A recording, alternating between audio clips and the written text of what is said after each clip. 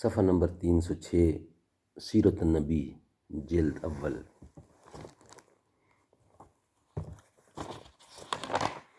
اردو زبان میں سرور عالم صلی اللہ علیہ وسلم کی سیرت پر جامع ترین کتاب سیرت النبی، علامہ شبلی نعمانی رحمۃ اللہ، علامہ سید سلیمان ندوی رحمۃ اللہ، جلد اول، صفحہ نمبر 306۔ یہ جو سبجیکٹ ہے ہمارا، یہ چل رہا ہے فتح مکہ۔ اس کا ایک ویلاگ ہم پہلے بیان کر چکے ہیں، یہ اس کا دوسرا حصہ ہے۔ فتح مکہ، حضرت حاتب رضی اللہ بن ابی بلقا، حضرت حاتب رضی اللہ بن ابی بلتح ایک معزز صحابی تھے۔ انہوں نے قریش کو مخفی خط لکھ دیا کہ رسول اللہ صلی اللہ علیہ وسلم مکہ کی تیاریاں کر رہے ہیں۔ حضرت صلی اللہ علیہ وسلم کو اس واقعہ کی اطلاع ہو گئی۔ حضرت علی رضی اللہ اور حضرت زبیر رضی اللہ، حضرت مقداد اور حضرت ابو مرثد رضی اللہ غنوی کو بھیجا کہ کاسد سے خط چھین لائیں۔ خط حضرت صلی اللہ علیہ وسلم کی خدمت میں پیش ہوا تو تمام لوگوں کو حاتب رضی اللہ کے افشائے راز پر حیرت ہوئی۔ حضرت عمر رضی اللہ بےتاب ہو گئے اور عرض کی کہ حکم ہو تو ان کی گردن اڑا دوں، لیکن جبین رحمت پر شکن نہ تھی۔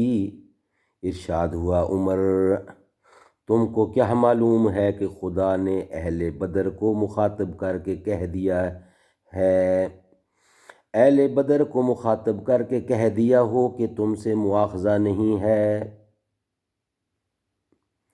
حضرت حاتب رضی اللہ کے عزیز و اقارب اب تک مکہ میں تھے اور ان کا کوئی حامی نہ تھا، اس لیے انہوں نے قریش پر احسان رکھنا چاہا کہ اس کے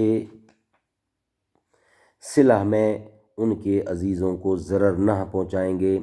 انہوں نے حضرت صلی اللہ علیہ وسلم کے سامنے یہی عذر پیش کیا اور آپ نے قبول فرما لیا۔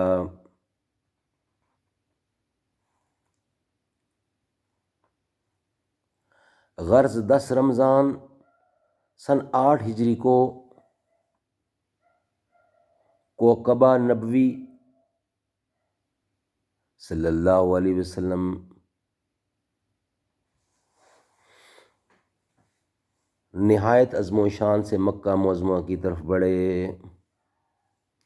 10,000 آراستہ فوجیں رکاب میں تھیں۔ قبائل عرب راہ میں آ کر ملتے جاتے تھے۔ مرہ الزہران پہنچ کر لشکر نے پڑاؤ ڈالا اور فوجیں دور دور تک پھیل گئیں۔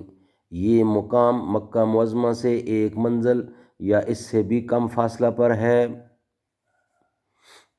حضرت صلی اللہ علیہ وسلم کے حکم سے تمام فوج نے الگ الگ آگ روشن کی، جس سے تمام صحرا وادی ایمن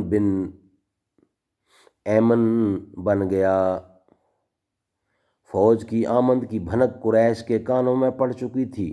تحقیق کے لیے انہوں نے حکیم بن حزام، حضرت خدیجہ کے بھتیجے ابو سفیان اور بدیل بن ورقہ کو بھیجا۔